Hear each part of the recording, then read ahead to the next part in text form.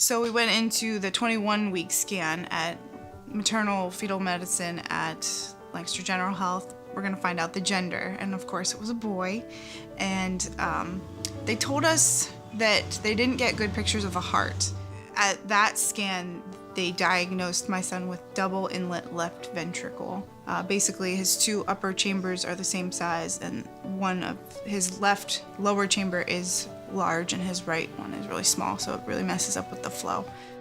So obviously we chose to save him and do 3 surgeries. The first one would be when he's 32 hours old, and then the second one would be right around when he's 6 months old.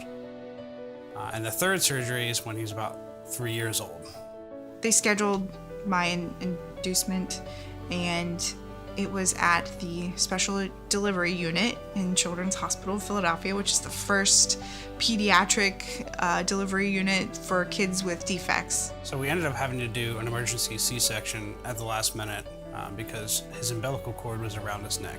And we only got to see him for probably 3 minutes, and then they took him down to the cardiac intensive care unit, which was just down the hall from the special delivery unit, so that was great.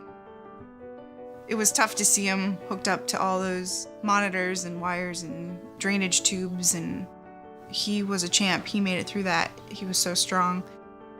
It was scary, bringing him home and knowing that we couldn't really pick him up very well. And he was very delicate, but we got through it, and he just kept growing and growing. So. We had to take daily weights and oxygen levels in his blood, so that way they could track to see if there were any patterns of his heart failing. So his O2 level, his oxygen level, was dropping.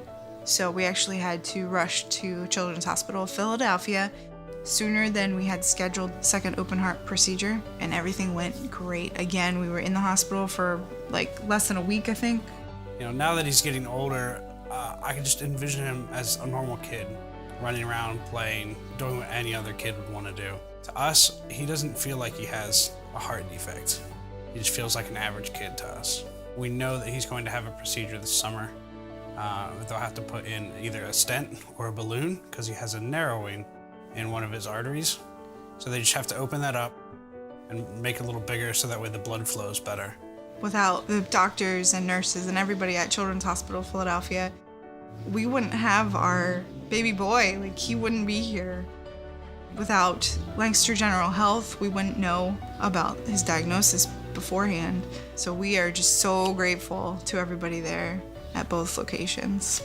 It wasn't just one person looking at it, it was the whole team of them saying, "Oh, I think that's a little narrow. We need to keep an eye on that." We knew that they were looking at it in Philadelphia too, not just Lancaster. So everybody's very involved. Really lucky being where we're at here in Lancaster. I mean, we're really close to Philadelphia. We know that they're right down the road from us. And the fact that there is an office here in our hometown of Lancaster, Pennsylvania, is amazing. I can't even tell you how many times I've cried with them. They've given me coffee. They've sung to my son because he couldn't breathe. They are just amazing people there.